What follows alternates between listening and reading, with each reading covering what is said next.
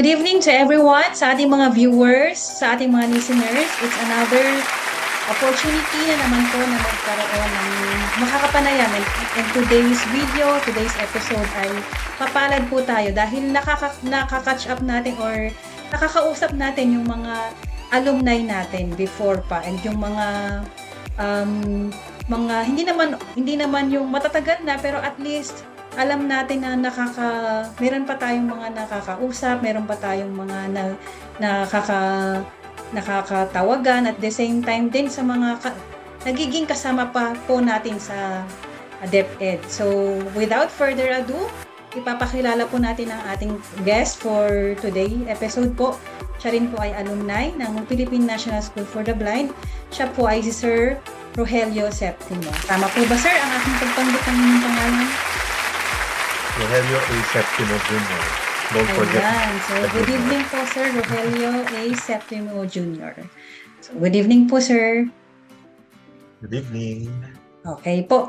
So, ayan, sir. Maaari niyo po bang ipakilala ang inyong sarili at saka anong taon po kayo nag-graduate sa Philippine National School for the Blind? Kumusta po kayo? Kumusta po kayo sa school natin before?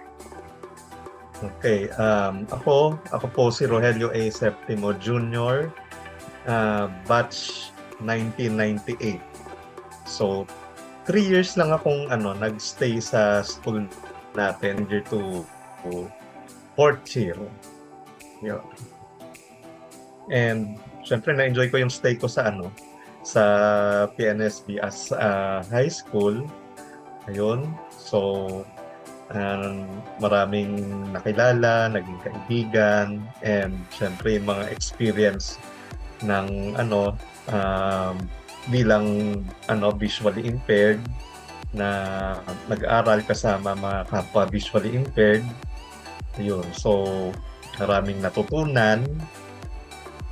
Na-enjoy ko talaga yung high school life ko nung nasa PNSB ako. Yun, so masaya.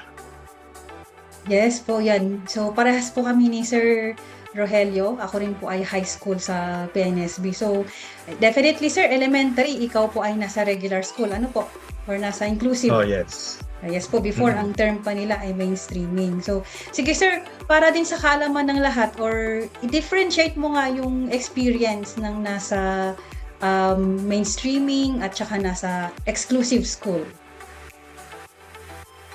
Okay, so ang pinagkaiba ng naka-mainstream ka and yung nasa school for the blind ka. Sa pag naka-mainstream ka kasi maraming kaklase and yung teachers ay hindi SPED teachers. So hindi gaanong mabigay yung specific needs or hindi nila matugunan yung specific needs ng isang estudyanteng may visual impairment. Yun. Though they tried their best naman, kaya lang syempre hindi rin natin ma-expect sa kanila na maibigay yung pangangailangan as visually impaired student kasi hindi naman sila yung aral sa special education. Yun. Unlike sa school for the blind, so talagang sila SPED teachers for the visually impaired. So alam nila kung paano tuturuan ng mga estudyante na may visual impairment, low vision, blind or multiple or with other disabilities yan. So nakikater ng ating Philippine National School for the Blind yung mga learners na mga kagaya natin na with visually impaired. And syempre mas nagiging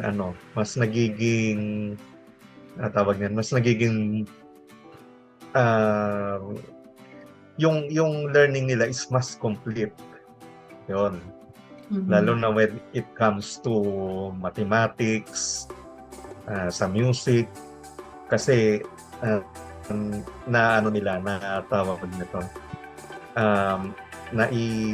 naipapakita nila sa mga blind yung yung equation sa math kung paano siya gawin, and nabi-visualize talaga nila through large print through braille and through other tactile materials.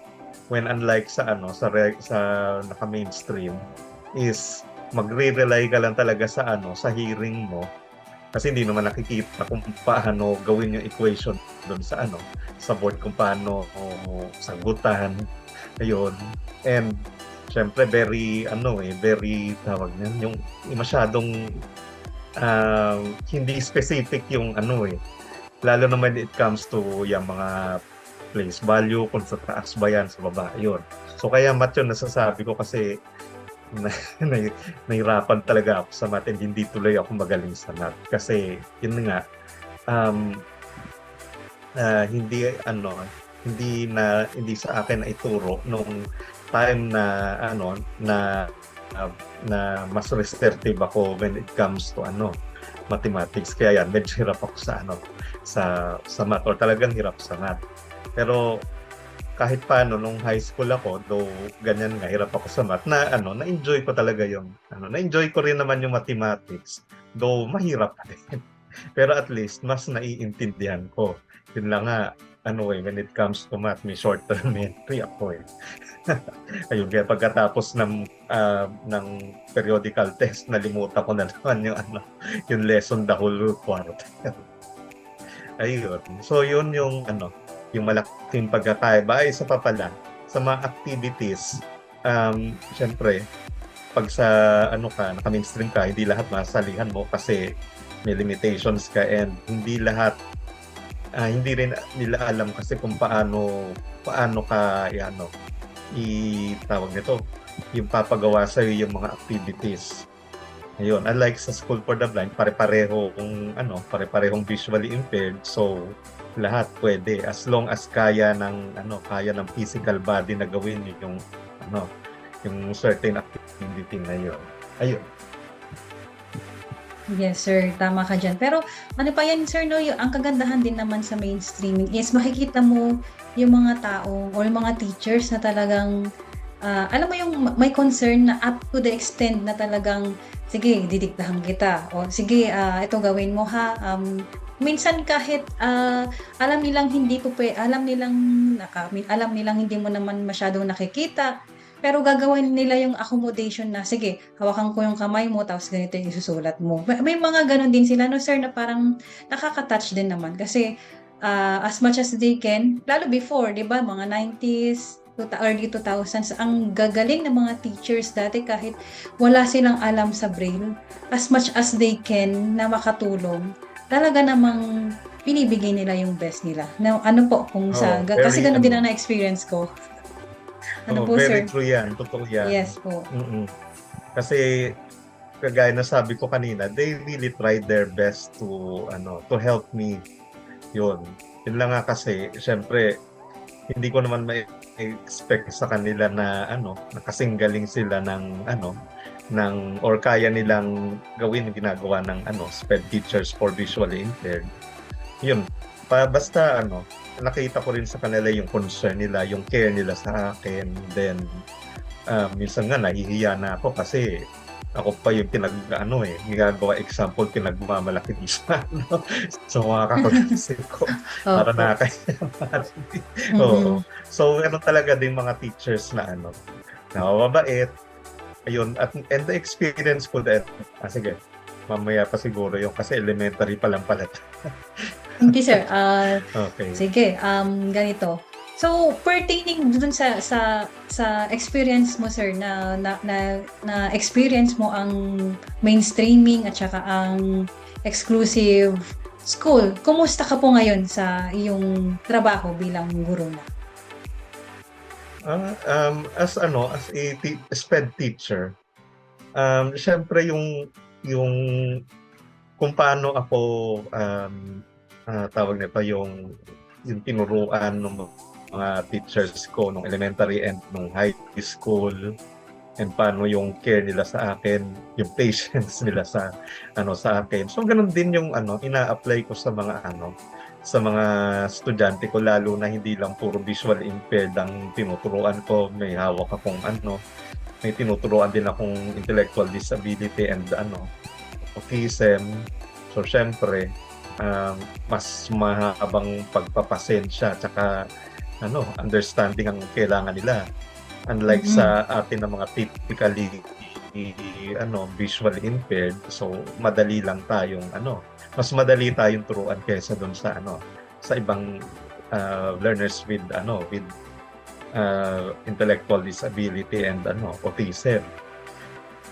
Yun, lalo na kung yung kung they have multiple disabilities. So mas mahirap sila and kailangan mas understanding and mas mahaba ang patience ng isang teacher sa kanila. And talagang doon talaga lalabas yung puso mo as SPED teacher talaga. Yun. So yan. So talagang kala ko nun mahaba na pasensya ko pero maigsi pa pala yun. Mas kailangan pang i-extend yung pasensya and talagang hahanap ka ng means and ways para matutunan ng learners yung kanilang yung lessons at yung mga skills na kailangan ma-acquire nila as they attend school. At saka sir, 'di ba paglilinaw natin, yung mga natuturuan mo po bang mga mayroong intellectual disabilities at saka may mga autism, yan po ay mga sighted. Ano po? Sighted din po ba? Mga sighted sila. Ayun ang challenging, sir. Paano mo kaya yun yan, katulad yan, nasa SPED center ka, then, syempre, ang workplace mo ay talagang, dapat, ibig sabihin hindi ang workplace mo ay hindi lang, ay ikaw lang ang, tama po ba? Ikaw lang ang visually impaired. Tapos, ayan, ang tinuturuan mo ay may mga intellectual disability na sighted talaga. So, paano yun, sir? Sige po, i-share mo sa kanila, sa admin po. Ako, tinutulungan ako ng mga co-teachers ko, lalo na yung co-teacher ko na kasama ko na teacher din ng visually impaired. Siyempre, naintindihan niya ako kasi teacher siya for the visually impaired and talagang she has the heart for us visually impaired. So, kailangan tayo marunong tayong makisama sa mga co-teachers natin. Mabait sila sa atin and hindi lang tayo lagi yung nasa receiving end ng tulong nila. So dapat tayo, kung hingian man nila tayo ng pabor o ng tulong, kailangan bigay din natin yung maitutulong natin sa sa kanila. Lalo na they are always there to help me, to support me. So talagang sinisikap ko din na pagkailangan nila yung tulong ko, yung insights ko, support ko, andun din ako para sa kanila. And next, kailangan ang teacher is may close rapport with the parents, and kailangan magaling din tayo makisama sa parents ng mga learners natin. Yan, para mas maganda yung cooperation between teacher and parents. And syempre, kailangan explain din natin na tayo ay visually impaired. So hoping na maintindihan rin nila yung kalagayan natin kasi may disability rin tayo kagaya nung anak nila. So basta nakikita naman kasi ng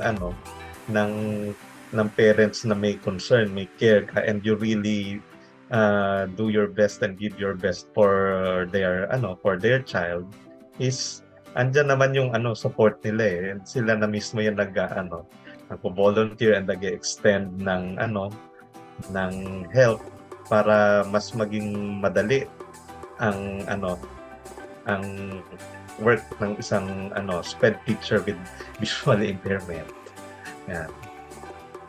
Yun. And agree din ako dun, sir, na sinasabi mo nga na kailangan talaga ay meron tayong pakikisama, ay yung good rapport dun sa ating mga kasamahan para at least yung parang exchange of help, di ba? Kung hindi natin kaya, ibibigay naman nila yung best nila para matulungan tayo. Tapos pag kaya naman natin, binibigay din naman natin yung best natin para matulungan din sila. And sir, with yung naikwento mo sa mga parents, ilang taon, una-una po, ilang taon na kayo in service?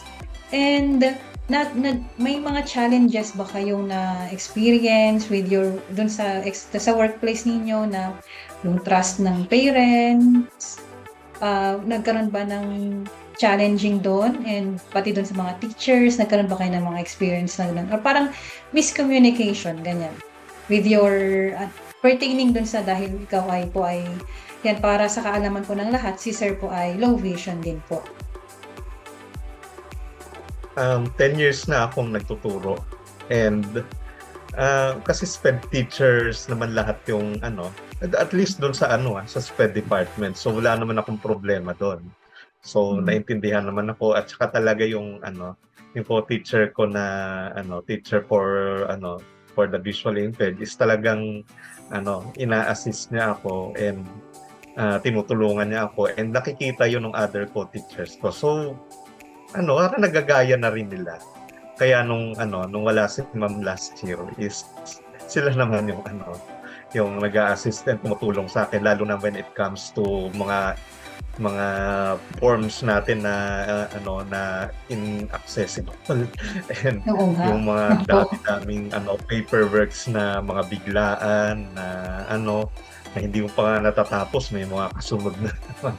Yes. So, wala naman akong nagiging problema doon. So, ang gagawin ko lang naman is humingi ng tulong, magpatulong, magsabi. Hindi dapat tayo yung wala lang, tapos hindi naman pala natin kaya. So, kailangan marunong din tayo talagang magsabi sa kanila. Yun. And sa parents, wala naman akong na-experience na lack of trust from them. And syempre may nakikita naman sa natin, sa performance. And syempre pag pinakilala, kasabay na syempre doon yung degree na natapos, tapos yung units ng MA. Yes, so po. Sa parents, wala namang problema, and nakikita naman nila na talagang concern and may care naman ako para sa mga learners. And syempre, lagi ko rin silang kinakausap. Minsan makulit na nga ako, kinukulit ko na nga din talaga sila, nakukulitan na nga talaga sila. Kasi yun ang kailangan kulitin din natin sila. Oo, yung paulit-ulit ba na remind. Ayan, lalo na nung panahon ng naka-distance learning tayo, talaga na. Syempre, online and modular So hindi kami nagkikita. So talagang wala akong ginawa sa mga GC namin, kundi message na message. Halos minsan nauubos ang oras ko sa kami message sa mga parents. So no problem naman sa so far no problem naman sa mga with parents, with co-teachers, and with the learners themselves. Yun. Ayan, ang swerte ni sir.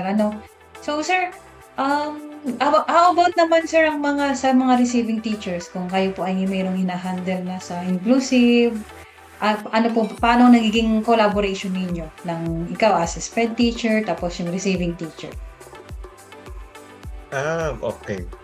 Sa receiving teachers kasi ginagawa namin sa school, ino-orient namin sila tungkol dun sa disability ng bata na i-handle nila. And lagi namin sinasabi na andito lang kami pag may problema, pag may concern kayo, andito lang kami, lumapit lang kayo sa amin. Or minsan kami na rin yung nag-reach out sa kanila, or minomonitor namin yung mga learners namin kung kumusta na sila, pupuntahan namin yung advisor or yung subject teacher, kakausapin.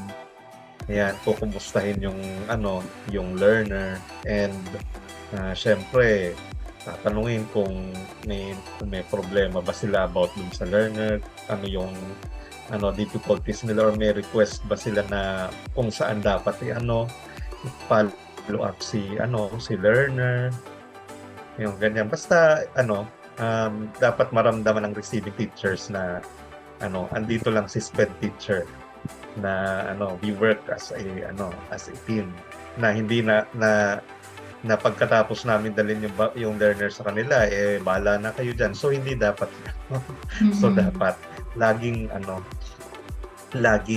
tawag niyan, laging nakikita and nararamdaman ng receiving teachers na andyan si SPED teacher to assist, to help. Yan. Opo, kasi katulad yan, kailangan din as much as possible kahit everyday, ma'am, sir, kumusta na po yung estudyante natin?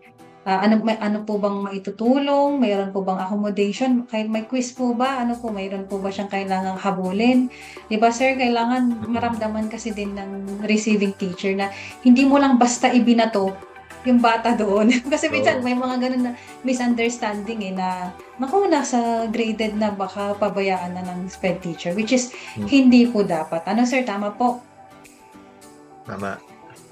Opo. So, talagang yung collaboration, ang teacher man po ay visually impaired or totally blind or low vision, ay dapat yung collaboration niya o collaboration ng teacher sa receiving teachers ay hindi nawawala. So, kung ano man yung mga problema, ano man yung mga improving na kailangang gawing strength ay collaborative or teamwork yan ng SPED teachers at saka ng receiving teachers. So, ayan, sir. Kumusta naman kayo, sir, bilang syempre kayo po ay low vision, di ba po? Ano po yung nagiging challenges ninyo kapag nagkakaroon yung mga kung pagdating po sa pagtuturo or pagdating po sa ibang sa workplace po ninyo, ano po na may mga challenges po ba kayong na-experience? Sa workplace, wala namang masyado. Though, siguro yung distraction ng mga ingay sa labas, yung isa sa challenge yun. And minsan yung kakulangan sa materials, kasi hindi naman agad mabibili yun, lalo na kung SPED fund asahan natin. Yun, so kadalasan may abono aabono ang teacher para lang matuloy yung activities. Hindi natin maiwasan yun kasi pag hindi naman tayo mag-abono, kawawa ang bata. And alam naman natin na hindi tayo pwedeng manghingi at maningil sa sa mga parents. Kaya sa teacher mag-abono. Yun, so challenges yun. Pero ang pinaka main challenge talaga is yung mga forms natin na inaccessible sa ating mga visually impaired. Yun. So kahit low vision ako, pagka niliit naman yung mga SF forms natin. Di ba? So talagang yan ang isang challenge. So lagi ako nagpapatulong talaga niyan sa mga co-teachers ko kasi hindi ko kaya mag-isa yan. Masyadong masakit sa mata. Yun. Yes Tapos, po. Katulad sir nung di ba?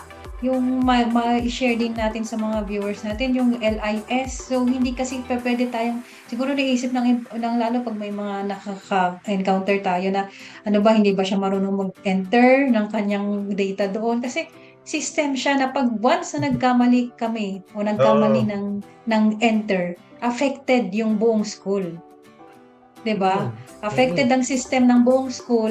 Yari ngayon si ICT coordinator, siya ngayon ang mabebenga sa DepEd. So, yun ang hindi naiintindihan ng iba Kaya ako maingat ako dyan Kaya as much as dyan, possible, lalo na pag yung malapit na mag-finalize. Yes, opo. Kaya as much as possible, kami pong mga VI, hindi namin yan kinakalikot. Although marunong kami mga likot ng computer.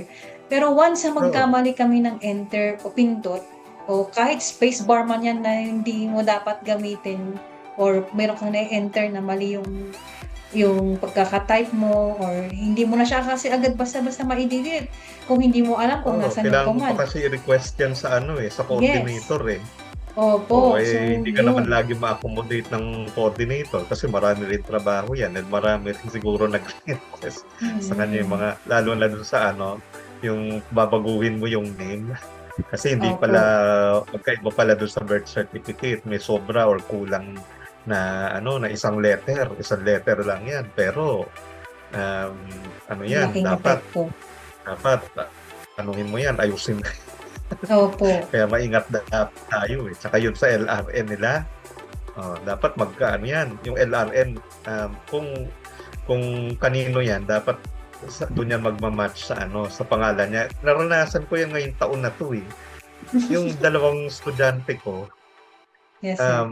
hiningi ko yung LRN nila sa parents nila, di binigay naman. Pag-enter ko nung LRN, ibang pangalan yung yung lumalabas. Tapos ang ginawa ko naman yung namang name ang itinaype ko. Tapos iba ring LRN yung lumalabas. Di itinanong ko nga yun sa namin, sa chairperson tsaka sa coordinator kung kung anong susundin ko. Ayan sabi, yun na lang kung ano yung LRN dun sa name nung bata, yun na lang. Kasi pag ang LRN na binigay ng parent, mali pala yung nabigay siguro din sa kanila before. Ngayon, ibang pangalan yung yung lumalabas. Yan. So, kailangan maingat ka dyan eh. Marami pa namang hinihingi dyan. At saka, hindi masyadong, para sa akin kasi kulang sa graphics yung yung LIS. Pag low vision ka kasi, yung mga graphics kahit paano nakakatulong yun eh. Para ma-distinguish mo kung saang section ka na, saan banda ka na. Sa LIS, black and white lang halos lahat na nandun. Opo. Kaya medyo medyo nakakalito. Tapos ang dami-daming mong dapat i-fill up. Kaya pag nag-LIS ako, dahan-dahan lang eh. And unti-unti. Hindi ko minamadali para maiwasan din yung pagkakamali. At saka dapat nga, syempre, titingnan natin yung birth certificate. Dapat pareho yung yung pangalan doon. And kung meron bang problema doon sa name, kailangan ayusin agad dyan. Kasi pagdating ng end ng school year is mahirap nang mag-ayusin yung LIS nila kasi kadalasan nagka-crash yung system. Sobrang dami mga teachers na sabay-sabay nag-aayos ng data ng learners. Yun. And pag pa yan, sir? Pa ba yung, problema pa yan kapag malabo yung birth certificate ng bata. Oo, yan. Isa pa yan. Yung po? mga malalabong birth certificate. Opo. Pero good thing sa inyo, sir. Minsan Kasi, kahit yung mga site, hirap na sa akin. Opo. Pero good thing sa inyo, sir, kasi kumbaga nakaka-enter kayo sa mismong LIS. Kaya lang ako, as totally blind, hindi naman sa ayaw ko, pero ayaw ko kasing magkamali na maapektuhan yung buong, alam mo yung pwedeng makagulo. Yun yung iniisip ko sa akin. Bibigyan pa problema yung yung coordinator pag nagkamali ka eh. So, kailangan slowly but surely ka dyan. Kaya habang maaga pa, umpisahan na. Para hindi ka naghahabol sa deadline. Magde-deadline na pala yung sa October 30. Yun. Hanggang October 31 na lang ang LIS natin. Shout out sa mga di pa nakakapag-LIS. Ako tapos na. Ako na-enroll ko na lahat. Na-enroll ko na yung mga estudyante ko. Yun. Tapos pag may napansin ako kulang na information dyan, mag-BPM na naman ako sa parents, tawag ito, kailan ito na-vaccinate, ilang dose ba yan? Mga ganon. Yes, Or ano ba yan? May CCT ba sila? Yung mga ganon. Yan. Kasi maraming madaming information. Ayun, lalo na pag new student. Yan. Buti yung mga yung mga datihan, yung mga learners na before and hindi naman sila transfer yan, madali na lang yan. Kasi konti lang yung aayusin mong dyan, data nila. So, and kung naayos din ng dating advisor yung yung data, halos wala ka nang gagawin dyan. Kaya lang pag hindi pa ayos, matrabaho din dyan. Opo, i-enroll. Pag pag balik-aral, i-enroll na lang ulit yun eh. Kumbaga, i-enter mo na lang yung pangalan ulit, tapos yung enrollment. Yan, may pa-pending request pa yan. Opo, pending request, i-approve pa. Kapag bago naman, kailangan mag-request pa sa coordinator para at least alam ng coordinator na mayroong bago. So, approve naman po yun. Yan, Ayun. isa sa mga challenges. Yan. Pero ano Siyempre, naman, lalo sir, na mo, pag, di ba yung mga so yung paggawa pala documents? natin ng performance, yun. Very Yes challenging po. yun. Ah, Tapos paggawa pa portfolio. opo. Hmm. Yun, tsaka yung, di ba, na ngayon yung observation ngayon, every quarter na. Hindi na 2 times, hindi na twice. Every quarter na. So, syempre, prepare ka ng i-demo mo every quarter. Ayan. Yes, sir. Teka, sir, mapuputol lang kita saglit, sir. Magli-leave lang tayo, then babalik po tayo ulit sa link. Okay. Sige. Wait, sir. Ayan, sir. So, nasabi niyo rin po kanina yung mga performance ng mga bata. Paano po anong ginagawa ninyo dun, sir? Naglalagay po ba kayo ng rubrics? Meron po ba kayong mga finifilapan? Paano po? Kailangan din yung kasi para mas na-monitor sila and mas comprehensive yung yung gagawin natin pagtuturo sa kanila. Yan, tsaka para talagang may tayo, yung may guide. Yan. And sir, di ba na-mention ninyo rin kanina na ang mga ibang bata ninyo ay mga sighted. Bukod dun sa kanilang may iba silang condition, pero sila ay sighted. Paano po ninyo nagagawa yung mga evaluation o yung mga assessment po? Pag sa kasi, sa amin, yung sa mga non-graded kasi, is more on pictures ang ginagamit namin sa kanila, sa evaluation nila, and sa mga activity sheets, ganun din. More on pictures, tapos bibilugan, na-underline, i-shade, i-cross out, i-check mga ganun. Tapos, pag merong mga words or may mga sentences, mostly sa kanila, hindi naman nila kayang basahin. So, ako yung nagbabasa sa kanila. Ayun. Anyway, nababasa ko pa naman kahit paano. So, either dun sa hard copy ko babasahin or dun sa soft copy ko babasahin yung mga words para sa kanila. And syempre, pabor din naman sa akin yung pacing namin kasi hindi dapat bilisan, yung pagtuturo sa kanila. And syempre, kaya pabor sa akin yun kasi medyo mabagal-bagal nga din ako kasi low vision. Hindi naman din ako mabilis magbasa. Kasi syempre, pag tinignan ko yan, process pa yan ng brain ko kung ano ba yung nakita ng mata ko. Hindi kaya okay lang din. Wala namang masyadong problema pagdating sa tawag niyan, sa pagtuturo sa mga bata. And anyways, lagi naman tayo may mga seminar, lagi naman tayo may upgrading kung ano yung mga latest na pamamaraan kung paano sila tuturuan. And meron din naman mga teaching aids na ipinibigay. Yan. So, nakakatulong naman yun. And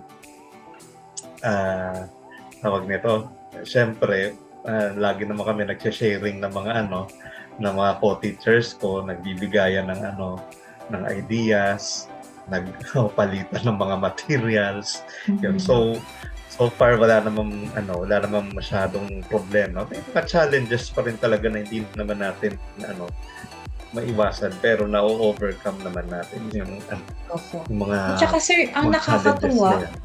Yes, sir. Ang nakakatuwa, para sa kaalaman po ng lahat, si Sir po ay nasa Quezon City.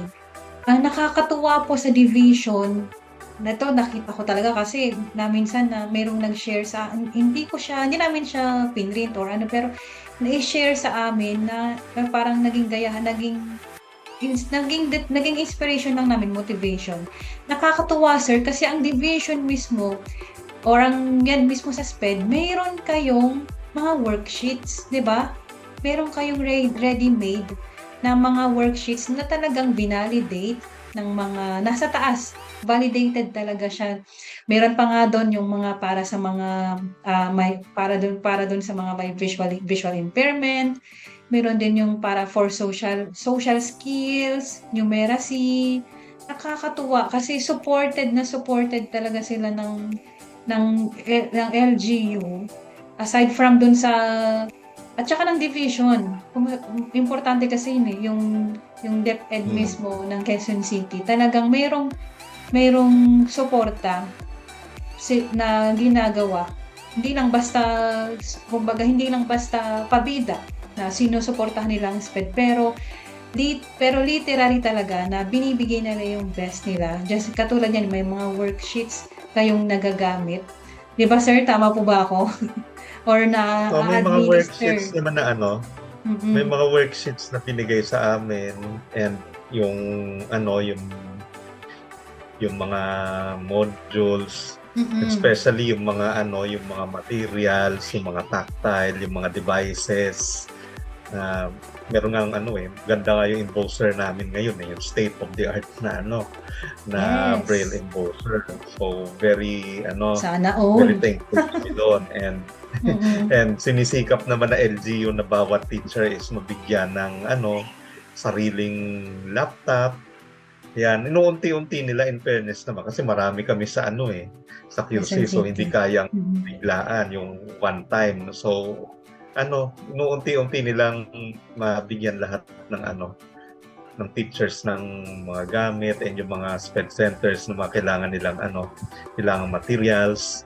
Pero kahit may mga worksheets kami, may mga materials, so kailangan pa rin kasi na yung teacher na gagawa ng teacher-made test, teacher-made exams na yung talagang babagay sa Yes sa po, specific needs ng mga learners namin. Yun. Pero very magandang, malaking tulong yung support, and yung yung tawag nito, yung tulong na binibigay ng ng aming local government and ng division. Yun. Yan. So, ganun po sa Quezon City. Nakakatuwa kasi na-appreciate ko na nakita ko yung nabasa ko minsan. Sabi ko, grabe. Naka-specific din talaga yung mayroon siyang level by level. Tapos, hindi mo man siya maggawa. At least guided ka na. Or hindi mo man siya administer pwede mo dun na sa mga sundan yun learners mo. Oo. Pwede mo na siya maging guide Mas na sige. madaling i-modify kasi pag may meron ng naka-prepare. Kung hindi man siya babagay, konting modification na lang. Yes. Hindi yung mag-uumpisa sa zero. Yes, opo. So, kasi kalimitan, ganun po talaga din sa amin. Hindi talagang kami po mga sa SPED teachers, mga nasa SPED center, talaga pong kami ay lumalangoy sa hindi naman sa kawalan, pero depende sa kung ano yung kailangan. Di ba po, sir? Tama? Depende sa kung ano yung kailangan. Hindi dahil sa ito yung binigay. So, ito na yung ibibigay. Ito na rin yung ibibigay namin sa estudyante. Hindi rin. Kumbaga, titignan muna namin yan kung yan ba aakma dun sa tinuturuan namin, kung kaya ba yun ng bata, kung yan na ba yung kailangan niya. Kahit available na yan, pero hindi pa yan talaga yung kailangan niya, syempre, hindi pa rin namin yun ibibigay dun sa bata. Hindi pa rin namin ipapagawa sa bata kung hindi pa niya kailangan at wala pa siya sa level na yun. Yes. Yes po.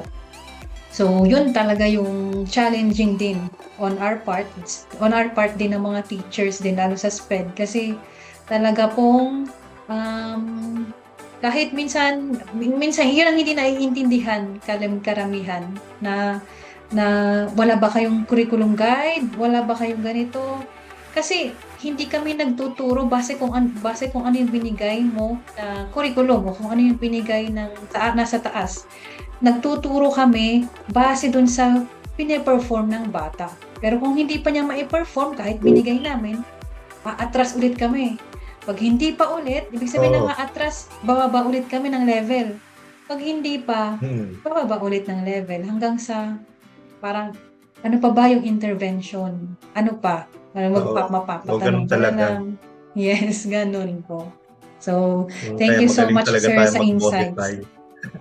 Modified na, i-mo-modify mo pa. So, Oo, ganun talagang sa ma-cater natin yung specific needs nila. Yun, yes kasi po. balewala, 'di ba, sasayang lang din tayo ng panahon natin, ng pagod natin, tapos hindi naman na-absorb, hindi naman natututunan ng mga learners natin. Mm. Nagsayang lang talaga tayo ng panahon. So Opo. kailangan gagawin na lang din natin yung work natin, gawin na natin ng maayos. Mm. Hmm. And sir, with that ko yung mga siyempre yung mga aside from yan sa mga challenges na yan, pagdating naman sa mga kaguruan natin o dun sa mga co-teachers mo, na-try mo na ba na maki-gimik? Alam mo yun yung minsan-minsan, escape from reality, 'di ba, na, "O ano tayo, punta tayo somewhere else," ganyan. Yung bang ano sir, parang hindi naman pakikisama pero social life mo, kumusta ka naman sa social life? 'Pag may chance na magmamasyal kami or may puntahan, siyempre sumasama naman ako. Mm. Um, 'Di porket tawag nito, may visual impairment ka, hindi ka nasasama sa mga activities. Yung mga gusto ko naman samahan, yung kaya naman and puwede naman, yung sumasama rin talaga ako dun. Tsaka siyempre mas gumaganda yung samahan, mas nagiging bonded kayo kapag every once in a while is lumalabas kayo, nagso-socialize kayo, yung pinupuntahan kayong mga ibang lugar, may mga ginagawa kayong activities. So mas nakikilala natin sila, mas nakikilala nila tayo. Ayun, and siyempre pangtanggal stress na din kasi Mm. 'pag puro na lang trabaho, ano lang mangyayari sa atin nun. So Opo. kailangan may panahon din tayo na mag-unwind, yung mag-alis ng stress natin, yung magsaya. So kailangan natin 'yan, yang lalo na kaya nung Teachers Day, na-enjoy namin yung Teachers Day namin, 'di Yes, ba, ayan pala sir, happy tayo belated nun, Teachers Day din. oo, tayo nun yung what you call this, blended learning tayo nun Mm. kasi October 5. So sinulit talaga namin yung araw na yun para mag-enjoy, mag-relax, eh, yung kaya masaya. Masaya naman yung Teachers Day. Mm. Tsaka nakikita nila sir yung other side of us, 'di ba yung hindi lang Oo, yung tayo other yung side puro natin. opo, yung kumbaga, "Ay marunong ka pala niyan sir, sige gawin mo nga." Alam mo yung 'pag Oo. nasa labas tayo ng school, na ibibigay pa natin yung let's say iba pang serbisyo na pupuwede nating ibigay o tsaka yung ibang hindi naman skills, pero yung hindi nila akalain na gano'n pala tayo, na tumatawa rin tayo o kaya naman, nakikipagbiruan din tayo, 'di ba gano'n Marunong sir? din pala tayong mag-enjoy. Oo. Mm, 'di ba? So, ayun po, kahit Hmm. kami yung mga visually impaired, kung yayayain mo naman kami sa mga gimikan, go rebels din naman po kami diyan.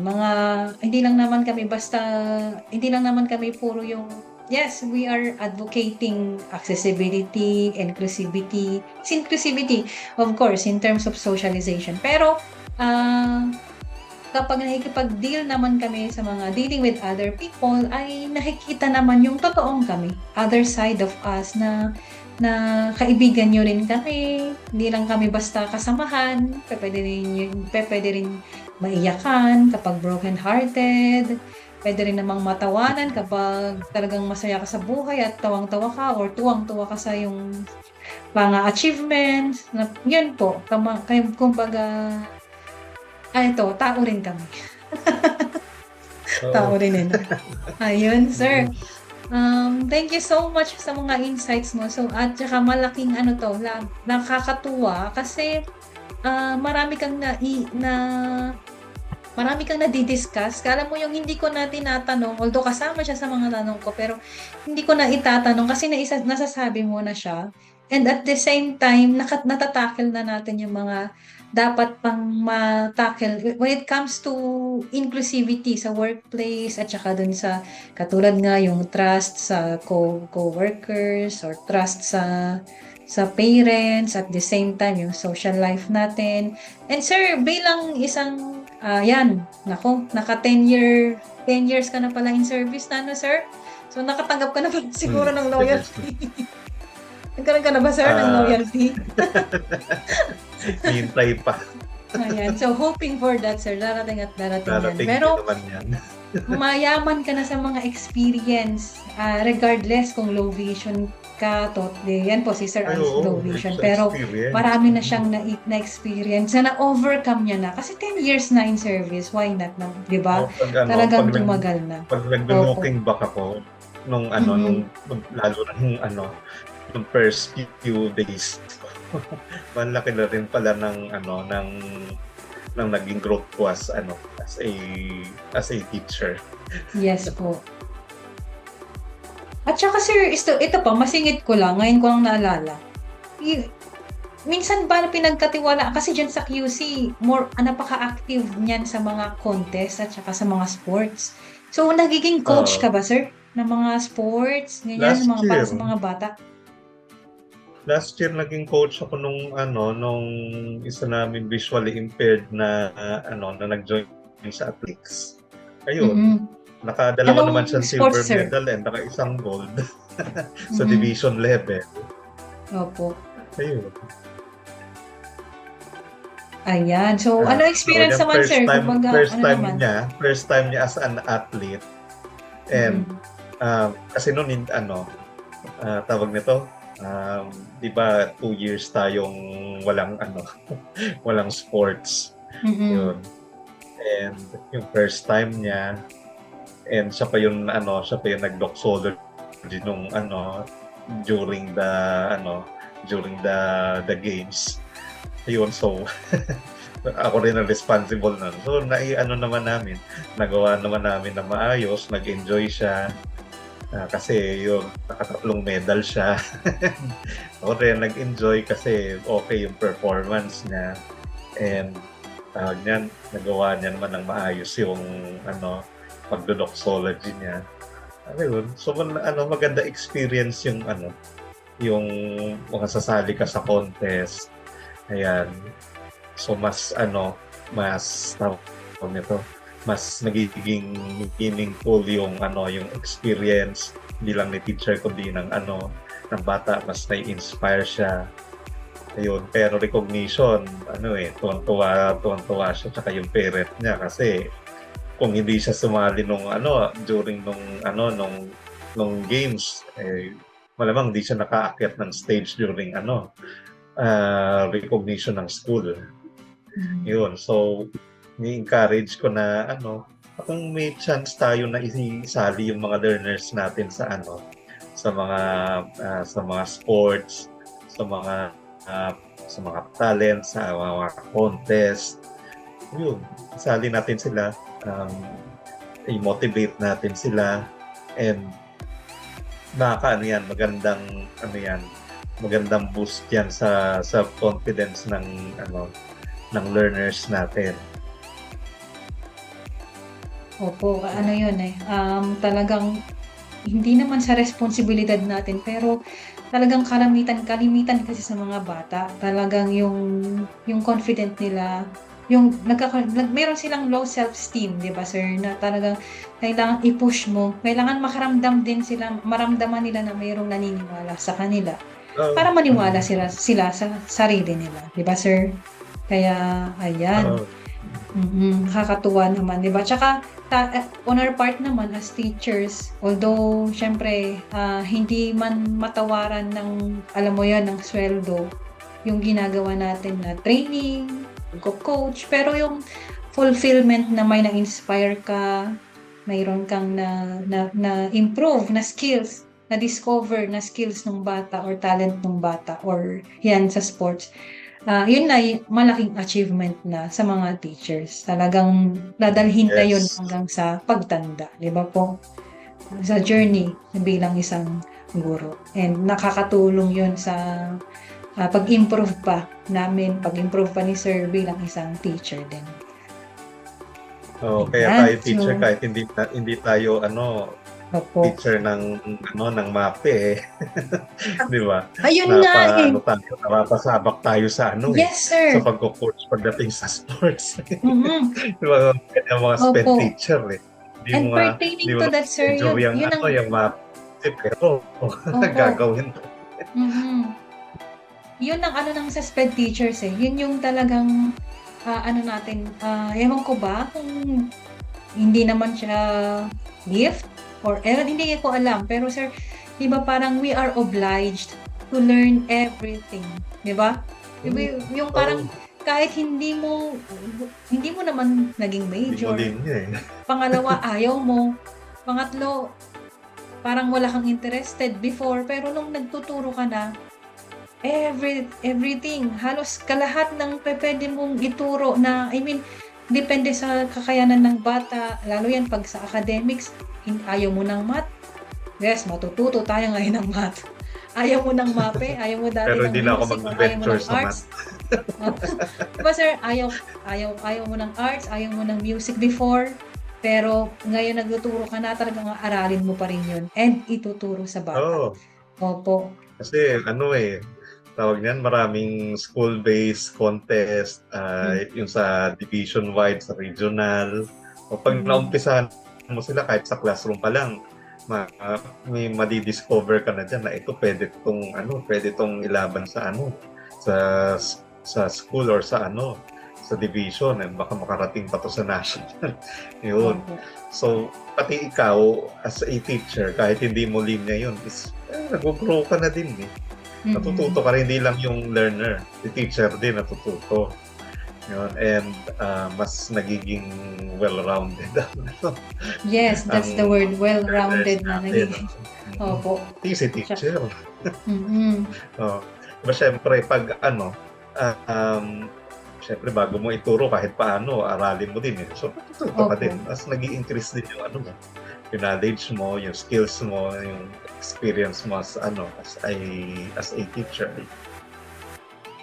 Yes, and yun nga sir, kumbaga tayo sa SPED Center, sa SPED Department talagang, or dito sa SPED, larangan ng Special Education, yung hindi mo inakalang, yung hindi mo ginagawa before, dahil ikaw ay teacher na, ginagawa mo, di ba? Para sa bata. Halimbawa ng pagluluto, paggawa ng handicraft, di ba? Yung mga ganyan na mga skills na pag sports, mga skills na yan, talagang i-improve mo rin sa sarili mo or gagawin mo rin bago mo siya ituro. Nakakatuwa din. Minsan tayo rin mismo, mayroon tayong kahit nasa adulthood na yung nagkakaroon tayo ng discovery sa ating mga sarili. Ano, sir? Tsaka nakaka-enjoy din. Yes Siyempre, po. kahit paano maglalaro-laro ka din para para mas, siyempre pag nakipaglaro si teacher doon sa kay learner, mas namomotivate, mas natutuwa yung si learner. Kasi si teacher niya. Dati puro sa loob lang ng classroom, puro seryosong aral, pero lalaro din pala si teacher, nagpe-perform din pala si teacher. So mas nai-inspire yung learner, and syempre pag may mga winnings nananalo si learner, nakakatuwa din talaga sa part natin, na mas nakaka-encourage, mas nararamdaman natin yung fulfillment natin, and yung para bang mas nare-realize natin yung purpose natin sa buhay. Yes, yun yung talagang doon na talagang mas nagkakaroon ng direction. And with that, sir, ano ang nabago sa iyo ng ano ang nabago sa iyo ng teaching o ng special education? Siyempre mas naging patient ako, mas humaba yung patience ko, yung understanding, Totoo yan. and mas naging sociable ako. Medyo introvert kasi ako pero pagdating sa school, ayun, um, um, syempre kailangan natin makipag-socialize sa mga bata, kailangan natin mag-reach out sa mga parents, kasama sa mga co-teachers, yun. So natututo tayong medyo lumabas-labas naman sa ating comfort zone and sa Yes. shell natin, yun. And mas tawag niyan, yung parang mas nai-enjoy natin yung buhay. Yan. So yun na nga, yung isa pa dun, yung professional growth. So overall ang tawag nito, ang laki ng improvement, and though marami tayong challenges, marami tayong gustong baguhin sa system ng sa education system natin, and syempre marami din tayong mga sana ganito, sana ganyan, but still pa rin yung nakakatuwa, nakaka-encourage, and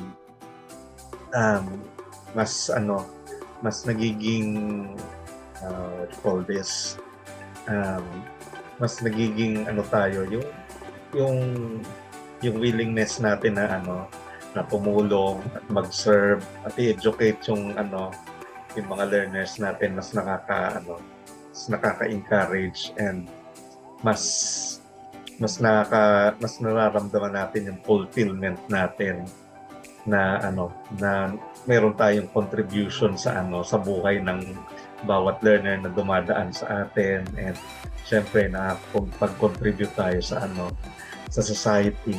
So mas nagiging maganda yung outlook sa buhay, yun yung tawag nito, yung changes na nakita ko na lang nangyari sa akin naging SPED teacher ako.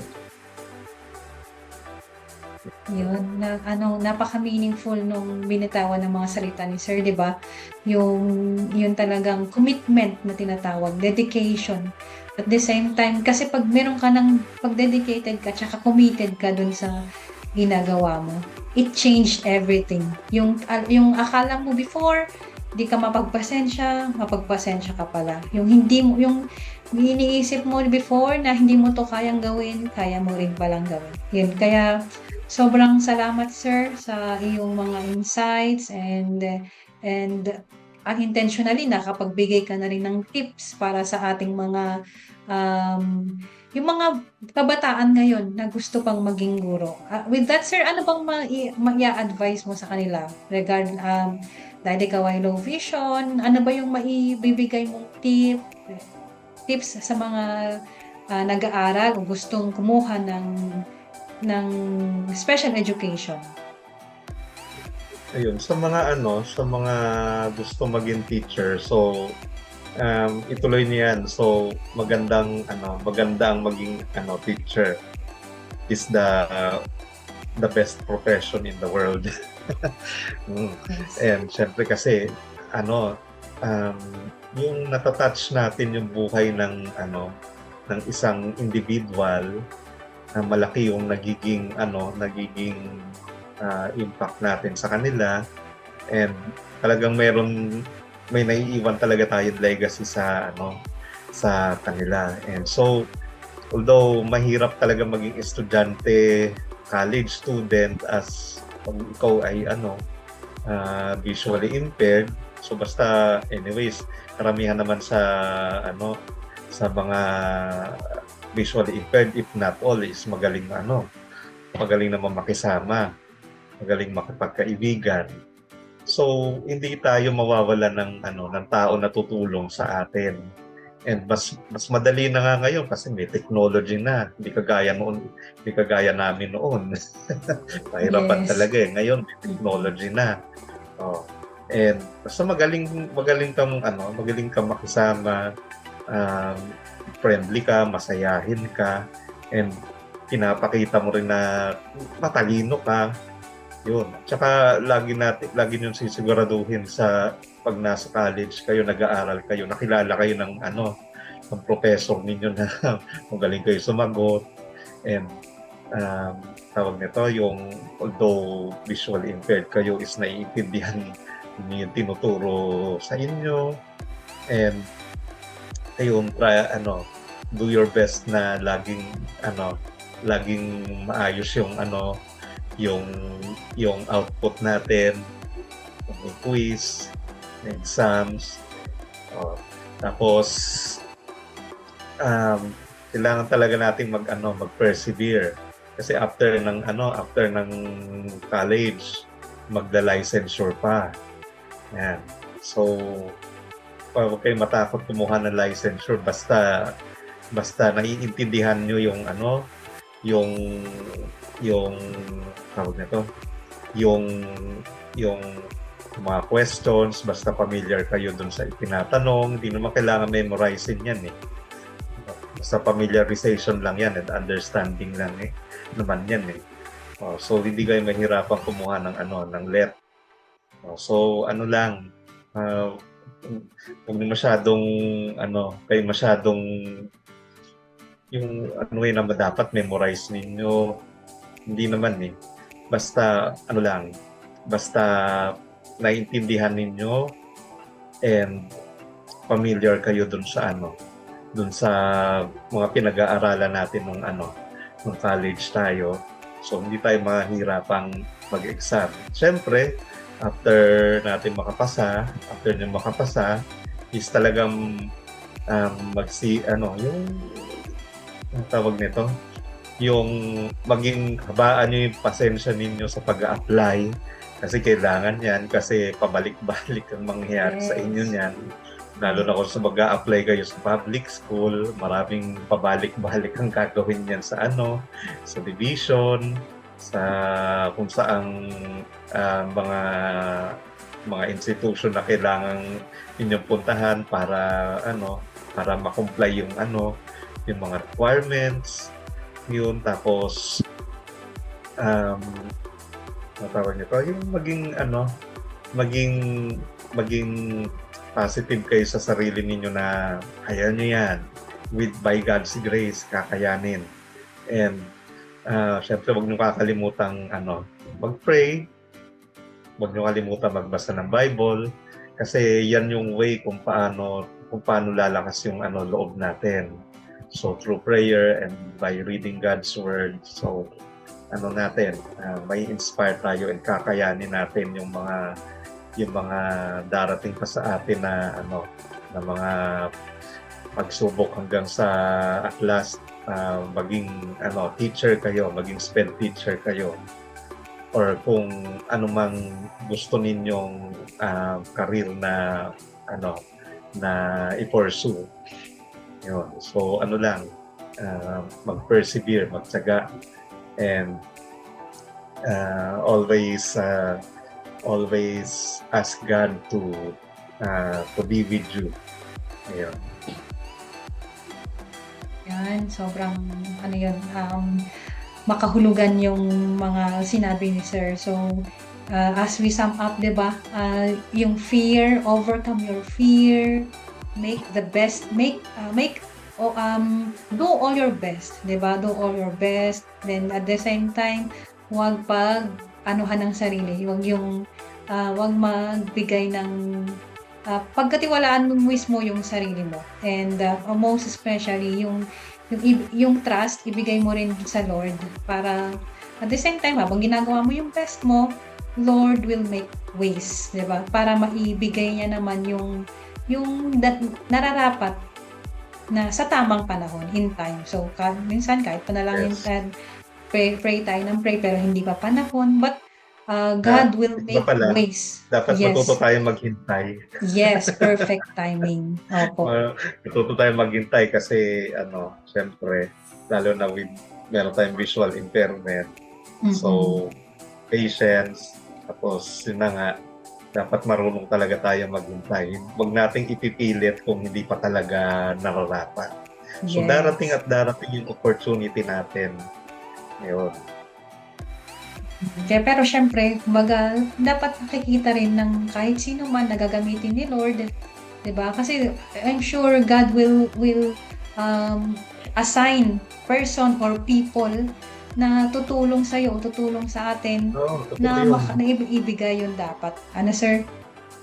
Kaya yung So, tiyaga, yung pasensya dapat nakikita yun sa ating sarili. Nakikita mo yun sa iyong sarili. Ayan, sir. Thank you so much. And salamat sa pag-open up ng mga experiences mo.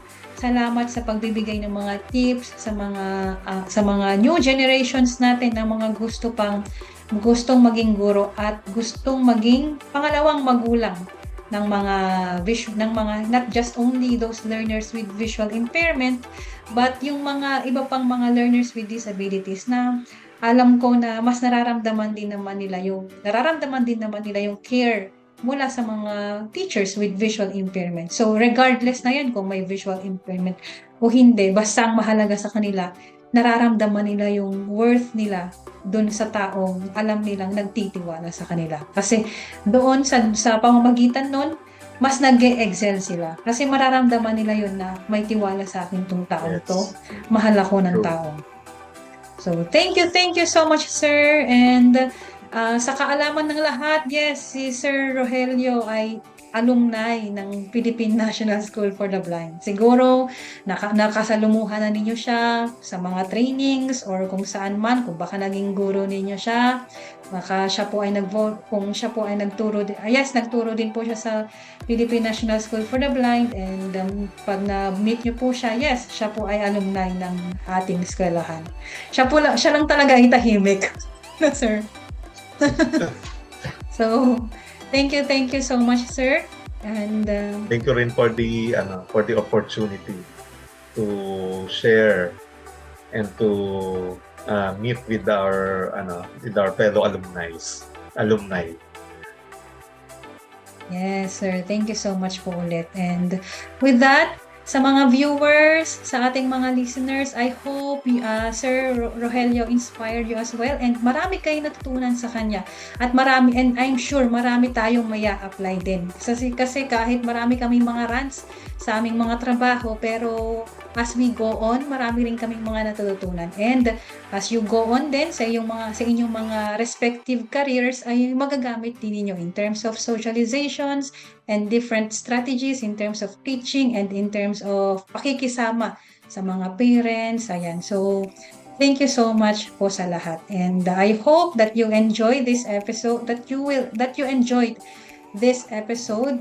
And lagi ko nga pong sinasabi, importante yung hindi lang tayo yung nakakaintindi, kailangan naiintindihan din natin yung iba't ibang buhay, iba't ibang kasama natin or iba't ibang tao. Halimbawa na lang ng mga tinuturoan natin na may mga kapansanan din. Salamat ulit, sir. Welcome. So, ayan po. Isa pong naging malalim na usapan, pero sa tingin ko po ay marami po kayong natutunan. So, thank you so much, Sir Rogelio, sa iyong pagpapa-unlock sa aming invitation dito sa Philippine National School for the Blind Organization. So, alumni.